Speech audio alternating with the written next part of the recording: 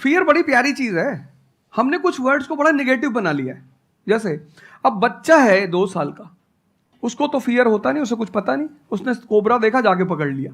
वो तो बाद में घर वालों ने देखा तो पता चला कि भैया कोबरा पकड़ के घूम रहा है। आपने कितने अटेम्प्ट्स दिए थे सर? 4 अटेम्प्ट्स आपने दिए थे। और आपने कहीं से कोचिंग ली थी, यानी लाखों रुपए दिए थे कोचिंग में? नहीं, तब लाखों नहीं थे, तब हजारों थे। अच्छा, हजारों रुपए आपने खर्च करे थे और आप एक मिडिल क्लास बैकग्राउंड से थे। तो टोटल 4 साल में आपका कितना पैसा लग गया होगा? रहना, खाना, पीना, और आपने तो पूरी तैयारी करी होगी, साथ में कुछ और नहीं किया होगा? I think so. कुछ नहीं किया, बिल्कुल। तो कितना आपका 4 साल में अच्छा खासा पैसा? 5-6 लाख रुपए लगे। 5-6 लाख रुपए उस समय लगे। आज के समय पे अगर किसी को कोचिंग लेनी है तो आई थिंक इससे 3-4 गुना 5 गुना आराम से लगेगा। आराम से लगेगा। तो 15-20 लाख रुपए उस इंसान का लग गया, और वो है एक मिडिल क्लास बैकग्राउंड से। अब वो कहीं ऐसा तो नहीं कि वो ना यहाँ का रहा ना वहां का रहा 4-5 साल बाद? हाँ, वही मैंने कहा कि अब आप, जब हमारे समय तो ठीक था, अब आप रिस्क पूरा नहीं ले सकते। You have to be cautious. अब इनको कॉशियस होना पड़ेगा कि ठीक है, जैसे बड़े सारे लड़के क्या करते हैं, वो 1-2 अटेम्प्ट ऐसे ही देते हैं। अब तो इनके पास 6 अटेम्प्ट हैं। ओबीसी हैं तो और ज़्यादा है, SC ST हैं तो और ज़्यादा है। और मैं कहूँगा आप किसी भी कैटेगरी से आते हैं, आप 2 अटेम्प्ट से ज़्यादा कभी मत मानिए। ये पॉइंट बहुत अच्छा है कि आइडियली आपको अपने माइंड में ये रखना है कि एक ही अटेम्प्ट है मेरे पास में, मैक्सिमम अगर आपकी फैमिली अफोर्ड कर सकती है तो 2 अटेम्प्ट है। उसके बाद में अपने काम पे ध्यान देना है और इसको एज अ रिवीजन की तरह देखना है, मतलब इसको साथ साथ में चलाना है।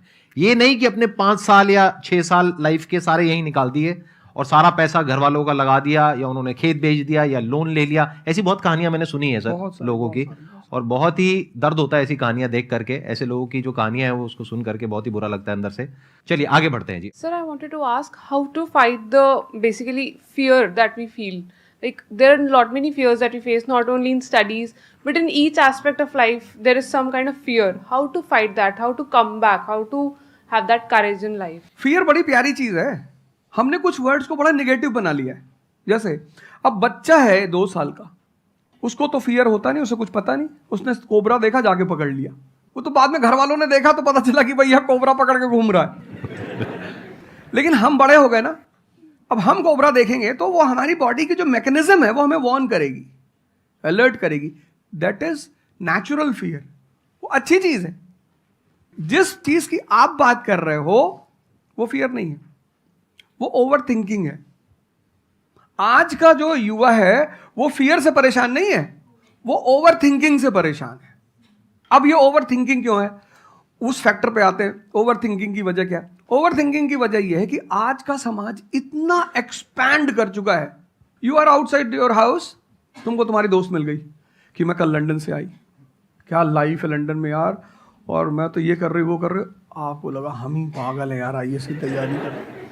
फिर शाम को किसी फ्रेंड का फोन आ गया कि मैं तो अब ऑस्ट्रेलिया जा रही हूँ, मैं तो वहीं सेटल हो जाऊंगी।